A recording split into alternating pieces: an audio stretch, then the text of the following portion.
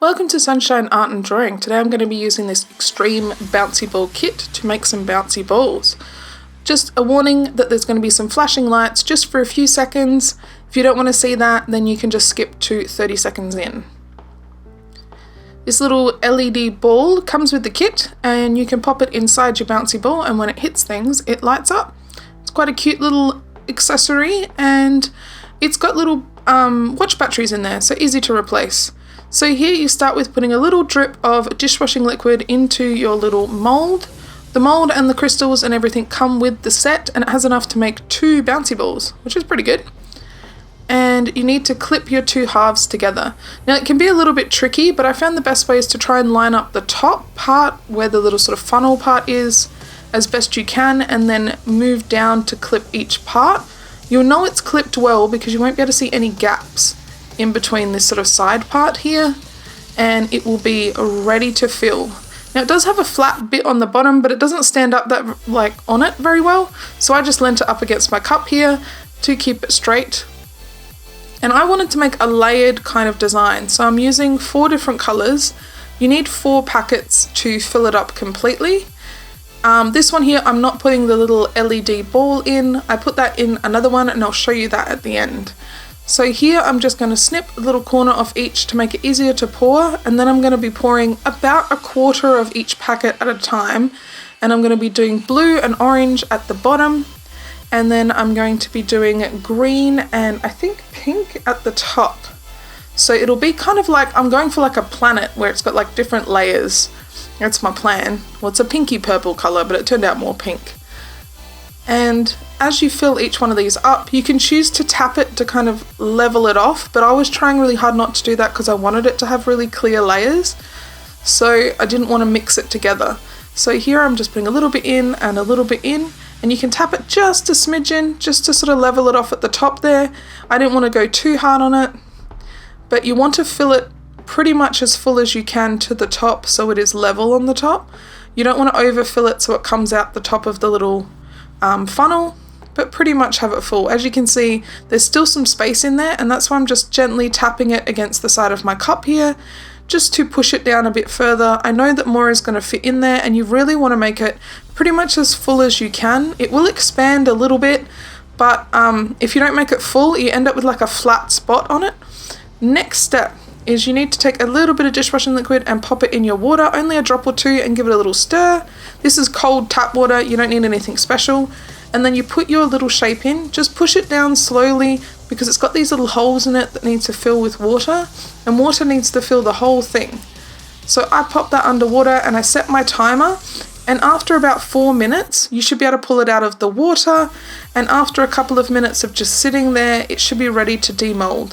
Now if you can't get it out of the mold, I find it works a bit to kind of squeeze the mold a little bit with your fingers to kind of let some air in, and that helps get it off.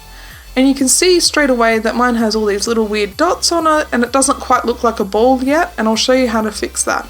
So give the side a bit of a squeeze with your fingers, that'll kind of add some air in it and it will come off. So little squeeze, there we go, pop and pop, and it will come off after you give it a little bit of a squeeze and it unsticks it.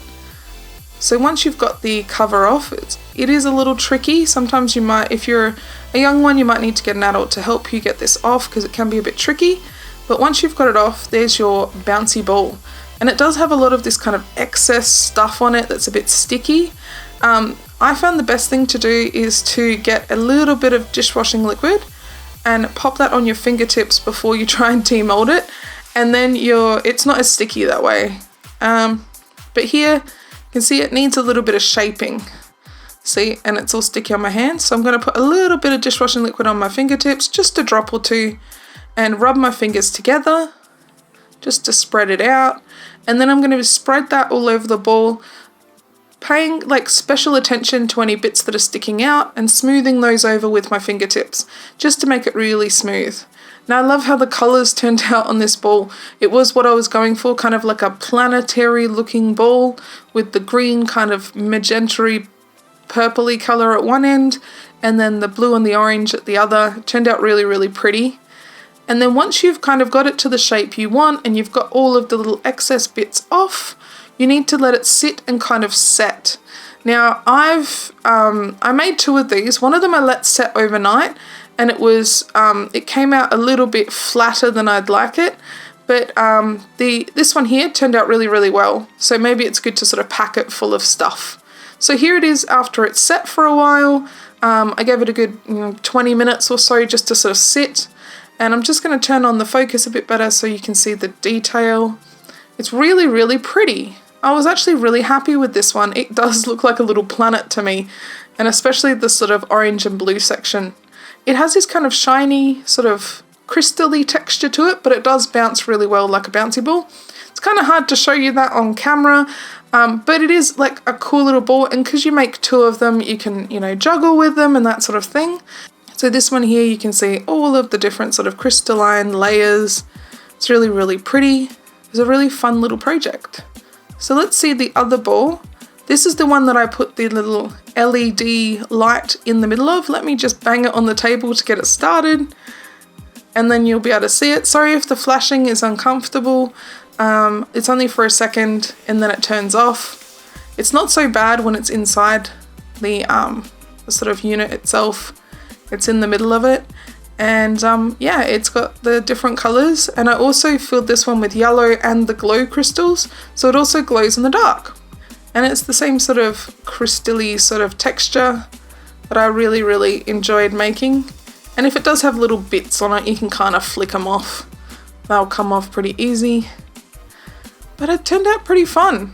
And I've got 2 cool little bouncy balls, one that glows in the dark and is also the little flashy one, and then one here that is kind of like a little planet, and it's much, much more bouncy. So it's definitely a fun little project. So if you're looking for this set, you can get it from Big W. It was $10 and you get to make 2 bouncy balls. I don't think that's that bad for a project.